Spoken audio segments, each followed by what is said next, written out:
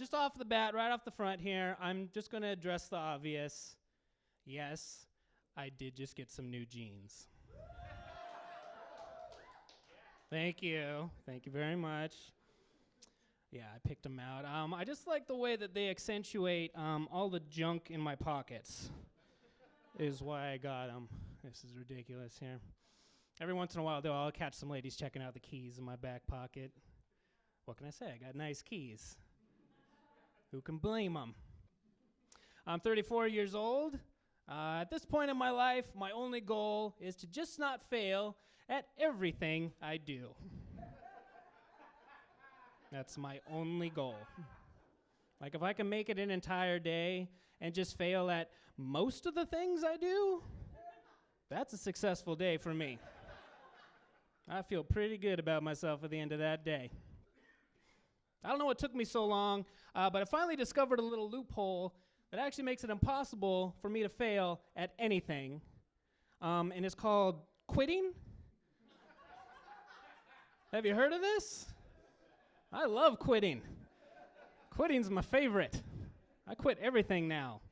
Or as I like to call it, preemptive failing is what it is. Like, no one told me when I was a kid that that's an option, that quitting is an option. Like, no one told me, hey, if you suck at basketball, just stop playing basketball. And go home and watch TV instead.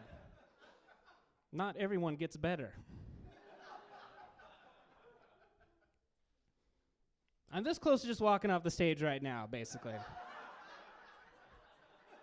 Is what I'm driving at there with that. I'm married. Before I got married, though, I really did feel like a huge disappointment to myself, to be honest with you. But then I got married, and now I'm a disappointment to two people instead.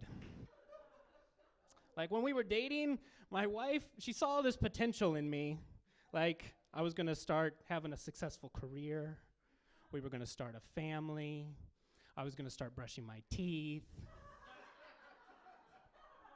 But then we got married, and, like, none of those things happened at all, like any of them. I feel like my wife, she went shopping for a husband. She found the one she wanted. She brought me home, and then she realized she got the floor model. Had a bunch of hidden dents and scratches. I didn't really work that well at first. And now I just don't work at all. Really. I'm unemployed, is what I'm saying with that one. I had a dream last night that my best friend Cody won the lottery. Yeah, that's how low my self-esteem is. In my dreams, other people's dreams come true.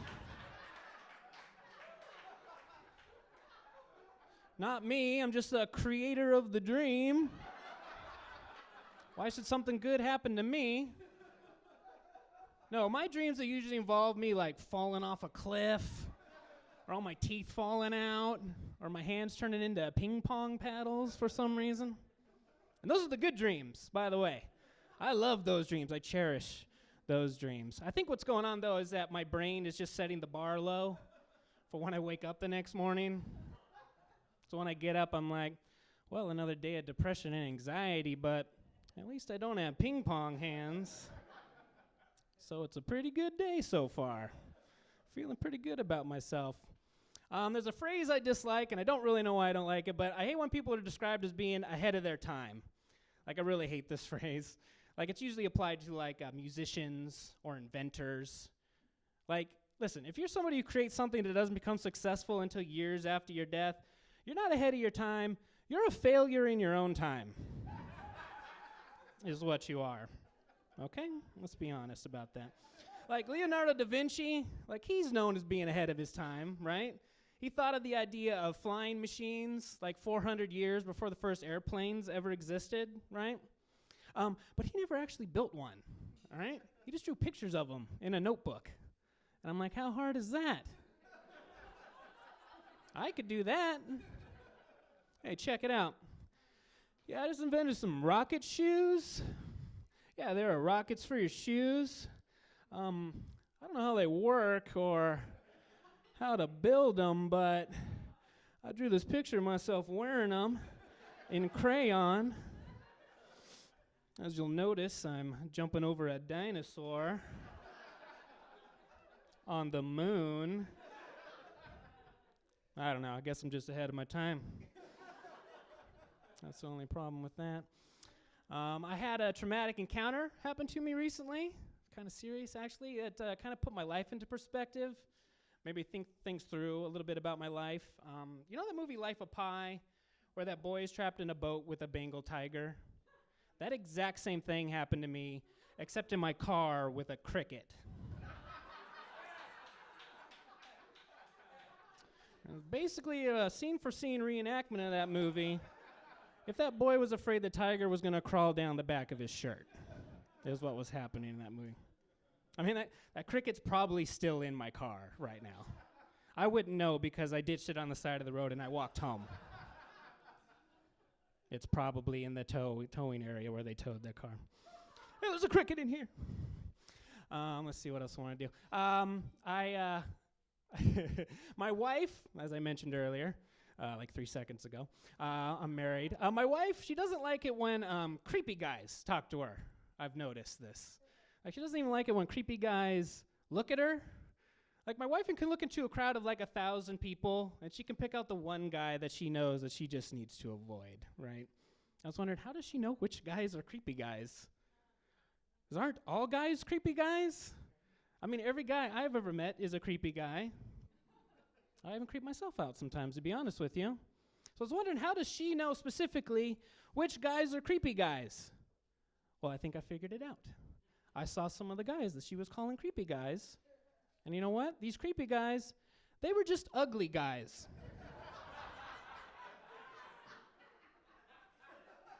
They were doing all the same things normal guys do. They were just doing it with an ugly face. Really. I could put my wife in front of a creepy guy lineup with George Clooney, Brad Pitt, Jared Leto, and Steve Buscemi.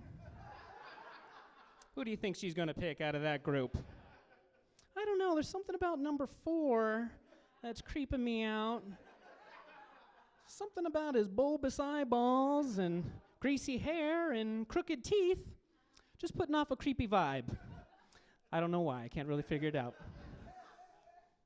I hate advertising. I hate commercials. There's really only 2 types of commercials. There are commercials for things that we don't need, and there are commercials for things that we don't need commercials for. Like, do we still need commercials for toilet paper? I think this is one of those products that sells itself at this point, don't you think? I mean, you don't see commercials for forks or light bulbs. I don't know. Toilet paper companies, they still feel the need to have to advertise. I don't know. Maybe toilet paper sales are going down the crapper is what's going on. I'm sorry. That was a shitty joke. I'm sorry. Sorry about that. Speaking of commercials, I saw a commercial the other night. I think it was for like Pizza Hut or something. And in the commercial, they had home video footage of a baby water skiing. Yeah, right? Well, it was like a real water skiing baby on TV. And at the bottom of the screen, I'm not making this up, in tiny writing it said, "Do not attempt professional baby." I didn't think you could be a professional anything when you were a baby. And I'm pretty sure this baby didn't even know it was water skiing, to be honest with you. Like, I'm pretty sure that was just dragging a baby around behind a boat. Is what was going on there. But the most annoying thing about seeing a professional water skiing baby on television is at the age of 2, this baby's already more accomplished than I am. I'm 34 years old. I don't have a job. I just lay around the house all day watching cartoons and eating Cheerios while the woman I live with buys my clothes for me and my food. If anything, I'm the professional baby. I've been doing it my entire life. I think I'm qualified in that department. That's it for me, everybody. I'm Brandon Stewart, professional baby. Thank you very much. Come on, how y'all doing? How y'all doing? Shit. You act like this shit is a funeral. Man, what's going on? We got some thugs in the house, man. You know, got some white thugs, man, you know. Y'all bikers? Yeah, you better not say that shit, yeah. The bikers is thugs now, man. They killing everybody. I'm from Philly, man. I just moved out here, Philadelphia, man. Born and raised, man. No, don't whoa, Philly is rough, man. Shit, she was like, whoa, nah, man. Philly is rough, man. I had my first child, man, when I was a kid. Anybody got any kids in here? I'm the only one, huh? I had a kid when I was a kid. I had my first son when I was 14. That's what my mom said. Woo!